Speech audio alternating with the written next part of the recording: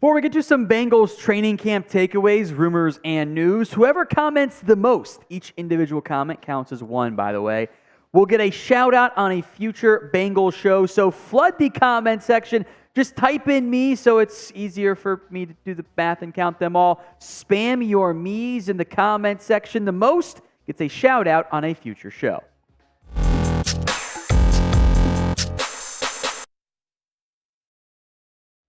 We begin with some injury news, potentially concerning for the Bengals. Charlie Jones, the fourth-round rookie wide receiver out of Purdue, did leave practice today, an apparent left shoulder injury after a really nice diving, kind of sliding catch by Jones, one of the better catches of the day. Not the best, we'll get to that one later on, but Jones did leave practice. He was carted off, but it's also with just where Bengals training camp is. It's not like there's anywhere else you're going to go, like you're just going to cut it off. So I wouldn't read too much into that part, but he did leave practice early with a shoulder injury. Got up okay, and then I guess maybe the pain started to set in. So we don't have many details beyond that. Might not get some until tomorrow. Hopefully, though, everything is okay for Jones. He doesn't miss much, if any, time. I'm a big fan of his game. As we've talked about before, I love that pick by the Bengals out of Purdue. Jones is I think will mainly be a slot receiver in the NFL, but there is some downfield ability. That catch he made before he got hurt on was also a downfield catch. Maybe not this year he makes a massive impact. I do think next year he's your likely starter at slot receiver when Tyler Boyd's contract expires. The Bengals do have plenty of talent at wide receiver. There's Chase and Higgins and Boyd and Trenton Irwin, who we'll get into. Andre Yoshivas. You can still keep Trent Taylor if you had to as a backup slot receiver. Stanley Morgan offers value as mainly a special teamer there. So I am worried about Charlie Jones. My hope is that he does not miss much time, if any, that he doesn't end up having to get hurt or anything severe from that perspective. Hopefully he's okay, and we're going to send the good vibes to Charlie Jones. Everyone spam CJ in the comment section right now to send the positive energy out, and there are no severe injuries at all for Charlie Jones today. Some more training camp takeaways. I think a really good day for Irv Smith. We'll get into Trevor Siemian here, but Siemian and Smith had a very good connection in today's practice. A lot of catches for Irv Smith. I'm disappointed he's not out there with Joe Burrow, but he has looked pretty good. Trenton Irwin had probably the catch of the day if SportsCenter was still good and did like training camp top 10 plays. That one would definitely be on there for the day. Nice twisting acrobatic grab, high pointing it. He continues to show why he should make the Bengals roster. Trevor Siemian got his crack at the quarterback 2 job and was very impressive. Back-to-back touchdown drives, had a Joe Mixon touchdown run mixed in there on 4th and goal. 15 of 16 in full team drills. I don't value training camp stats that much. It's not even for camp, like these are often simulated environments. You're not necessarily calling your best play against your best play, full competitive practices in that fashion. You're still working, testing on things, but he did have a good day, so that quarterback battle remains wide open. And Jonah Williams also looked pretty darn good out there at right tackle. He seems to be in pretty good position. So how hyped are you about the Bengals right now? This is today's pinned comment, so go vote for me in the comment section. Scale it from 1 to 10. If the ad comes here on YouTube, that's fine. Ignore the ad. Nobody cares. Go vote instead. Let's go to the latest now on Trayveon Williams. The Bengals presumed Samaje Perine replacement as a mild ankle sprain. Should miss a couple of weeks. Is currently in a walking boot. That's more precautionary than anything, but it does raise a potential red flag for the Bengals, and it opens the door for others to potentially earn their way onto the roster. Obviously, Joe Mixon is RB1. That is certainly not going to change this season. But Williams now has opportunities created, I'll phrase it that way, which is kind of weird, for Chase Brown or Chris Evans. We'll talk about Brown here more in depth. But Williams was supposed to take over for the Samaje Perine role. That third down back, heavily involved in pass protection. He's shown some flashes in a smaller sample size, but what this mainly does, even though I still think Williams ends up being RB2, is it cracks the door open a little bit for Chase Brown. Chase Brown was a very productive player for the Illinois Fighting Illini last year. I love the value pick there. The biggest thing rookie backs can often struggle with is pass protection. There's less time you have in college, and oftentimes it's not taught, or at least it's not taught that well or made a priority. That's why when you find a pass-catching back that might go a little bit earlier, who, if they can pass protect in the NFL draft, that is an area of potential concern for Chase Brown. I bet we'll get some good looks at him in the preseason. But with Williams out, I'm curious how much run he gets in the preseason, since he seems to be the new RB2 just ahead of Chris Evans, at least for now. Now, Joe Burrow, Jamar Chase, a dynamic duo. You can get this NFL Jam jersey, just like NBA Jam, on sale at chatsports.com/BengalsJam. That link will be in the comments section and the description of today's show.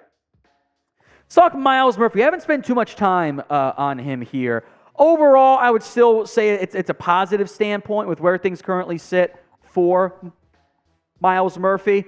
Not necessarily like the best outcomes. He's mostly been working with the second team at this stage. Not a huge issue, but he's behind Joseph Asai, etc. DJ Turner for him has been the most impressive first-year player. What I am very curious, in a preseason time that I think you'll see a good run of Murphy, could he and should he get some inside reps at defensive tackle? Murphy was a 2023 first-round pick, and he has the size to at least reduce down and play on the inside. He's just under 6'5". He's about 270 pounds. It's lighter than like Aaron Donald, etc. But on 3rd and 7, why not put Myles Murphy in there? Maybe DJ Reader needs a breather. Maybe BJ Hill he's not going to play every snap. If you're looking at your defensive tackles and you want to get your best 4 pass rushers out there, or best 5 if you want to get creative and maybe put Joseph Asai on the outside shoulder of Sam Hubbard, couldn't you maybe argue that Murphy should sub in for a DJ Reader, at least on 3rd down? Reader's a fantastic run stopper. There is some pass rush value, but I do think that kicking Murphy inside and doing some kind of more of the NASCAR package stuff is a good idea for the Bengals. Murphy's production last year wasn't the greatest, 6.5 sacks. He never kind of took that next step forward that I really thought we were going to see from him, but the athletic traits are really impressive. It was a good value pick by Cincinnati. I'm excited about it, even if it's been a bit of a quieter start overall for Murphy. So how many sacks will the Bengals' first-round pick have this year? Get those predictions in for me in the comment section. Now, if you haven't already, make sure you guys are subscribed. Bunch of new subscribers from our training camp winners and losers. Thank you all so much for subbing. We are planning on a Week 2 Bengals preseason watch party game, having some fun there. We'll keep you guys covered. We'll do winners and losers after each preseason game as well, by the way. Hit that sub button, youtube.com/BengalsTV. We'll end on another Lyle Collins trade rumor. So Bleacher Report suggested one trade for each NFL team, and they pitched a Collins trade to the idea. I am not going to give any oxygen to their T. Higgins Patriots trade idea because that's just not going to happen. Now, Collins is still recovering from a brutal knee injury he suffered in Week 16. He remains on the PUP list, and I have my doubts as to whether or not Collins will be ready to go in time for Week 1 of the preseason. But the Bengals would save $7.2 million with a release or a trade. The trade idea, funnily enough, with the Jags, who had trade conversations with the Bengals allegedly before/during the NFL draft on Jonah Williams, give up a 6th-round pick. They take on Collins. They would also owe him about $7 million right there. I have issues with this trade. We'll get into here in a moment, but I do want to hear what you guys have to say first. What would you do with Lyle Collins? K for you'd keep him, or T for you would trade him. Here's the pitch from Bleacher Report, by the way. The Bengals' decision to go after Orlando Brown in free agency is arguably a bigger indictment on Lyle Collins' 2020 season than Jonah Williams is.